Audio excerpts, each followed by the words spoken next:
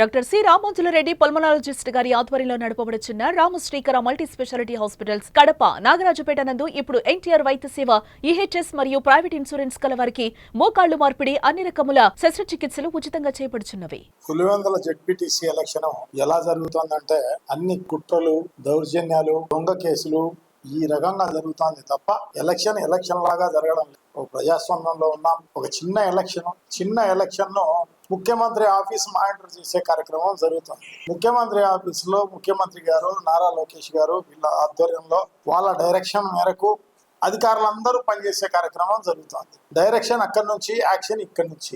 Action Jammalamadugu శాసనసభ్యుడు ఆదినారాయణ రెడ్డి గారు, మిగతా కమలాపురం ఎమ్మెల్యే కావచ్చు, మిగతా వీళ్ళందరూ ex MLC BTech Ravi, CM Ramesh, ఇటువంటి వాళ్ళందరూ ఇక్కడ యాక్షన్ చేసే కార్యక్రమం జరుగుతుంది.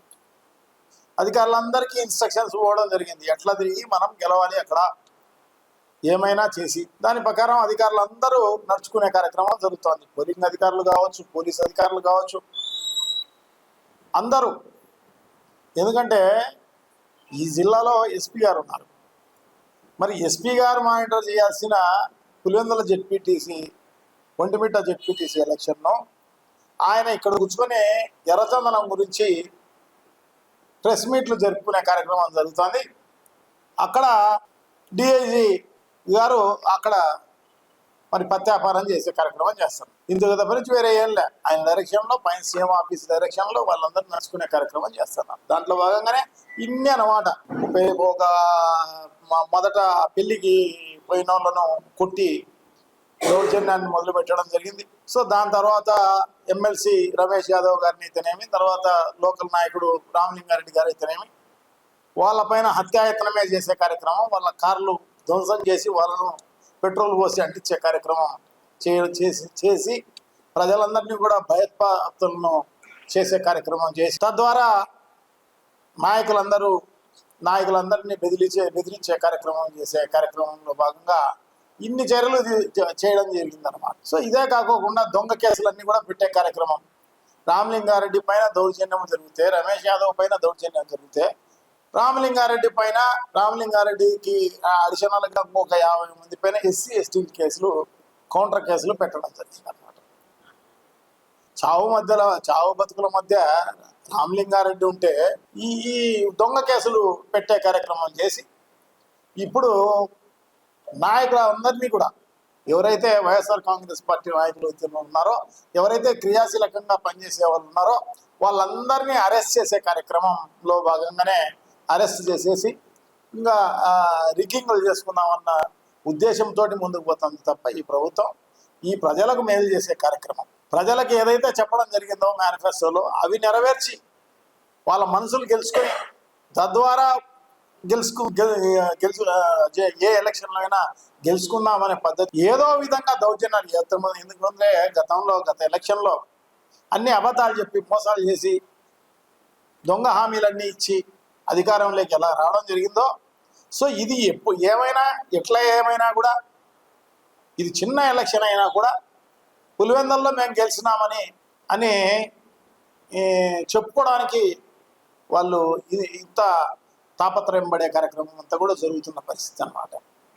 సో దీనికంటే ఊరికే నామినేట్ చేసుకొని ఉంటే పోయిండు. ఎందుకంటే ఇది కూడా 1 సంవత్సరం కూడా లేవు.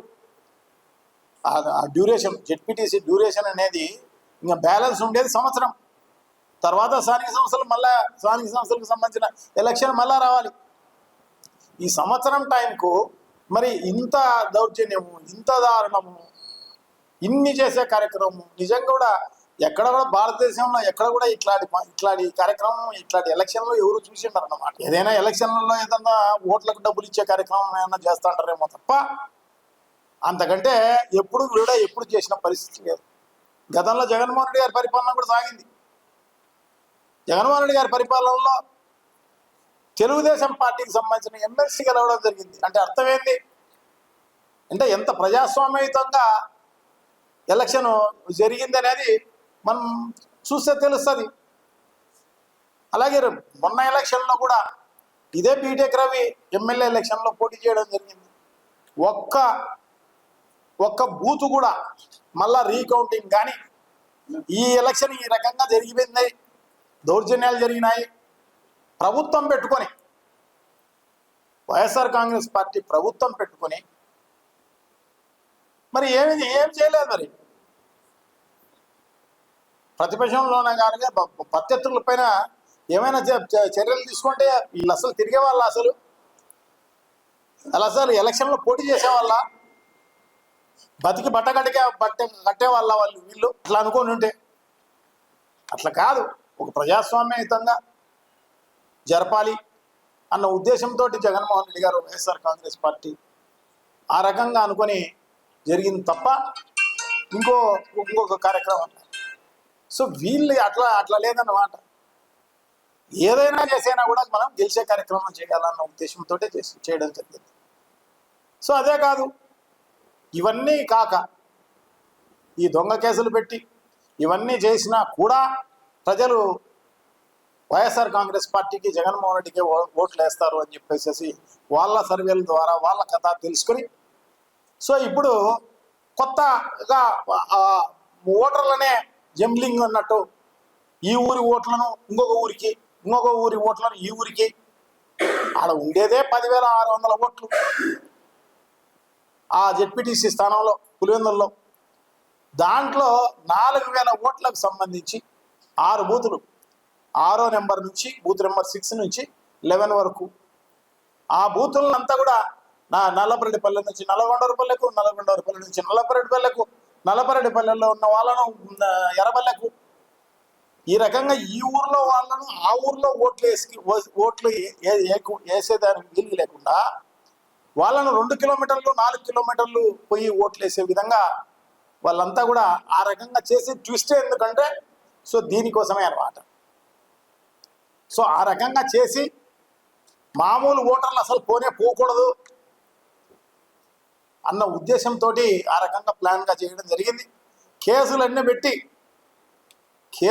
పెట్టి ఈ మగవాళ్ళందరినీ కూడా, మామూలుగా ఓటర్లుగా ఉన్న మగవాళ్ళని కూడా బైండ్ ఓవర్ కేసుల్లో పెట్టి, వైఎస్ఆర్ కాంగ్రెస్ పార్టీ నాయకులపైన దొంగ కేసులన్నీ పెట్టి, సో వాళ్ళను ఊర్లో లేకోకుండా చేసి, సో ఇప్పుడు చూస్తే ఏమవుతుందంటే టీడీపీ వాళ్ళు వైఎస్ఆర్ కాంగ్రెస్ పార్టీ వాళ్ళతో పోటీ చేసినట్టు లేదు, ఆడవాళ్ళతో పోటీ చేసినట్టు. సో ఇప్పుడు మిగిలింది ఆడవాళ్ళు, అది కూడా పోలీసులను పెట్టుకొని పోలీసులతో ఈ కార్యక్రమం అంతా కూడా చేసే కార్యక్రమం. సో ఇప్పుడు వీళ్ళైతే అందరూ కూడా యమనవాడకు శాసనసభ్యుడు ఆదినారాయణ రెడ్డి గారు నల్లపరెడ్డిపల్లెలో ఇప్పుడు ఇంటి డోర్ నెంబర్తో సహా చెప్తాం మేము, ఆడ తిష్ట వేసి ఉన్నాడు. కొన్ని 100 మందిని జమలడుగు నుంచి ఆడవాళ్ళను మగవాళ్ళను తెచ్చుకొని, కమలాపురం శాసనసభ్యుడు కూడా ఎర్రబల్లెల్లో ఉన్నాడు. వాళ్ళ ఇంటి పేరుతో సహా చెప్తామ్మా ఏడుండేది. మరి అక్కడ వాళ్ళు ఉండొచ్చు. ఇప్పుడు ఏం పని ఉంటుంది? నిన్న సాయంత్రం 5 గంటలకే ఎలక్షన్ క్యాంపెయినింగ్ అనేది పూర్తయిపోయింది. దాని తర్వాత వీళ్ళు ఎవరు ఉండకూడదు, బయట వాళ్ళే అసలు ప్రచారం చేయకూడదు. మళ్ళీ బయట వాళ్ళు వచ్చి మళ్ళీ వేరే కాన్స్టిట్యున్సీ వాళ్ళు, మళ్ళీ బయట వాళ్ళు అంటే వేరే కాన్స్టిట్యున్సీ వాళ్ళు వచ్చి ఆ ఊరిలో తిష్ట వేసి ఇంతమంది ప్రజలను బయట నుంచి తీసుకొచ్చి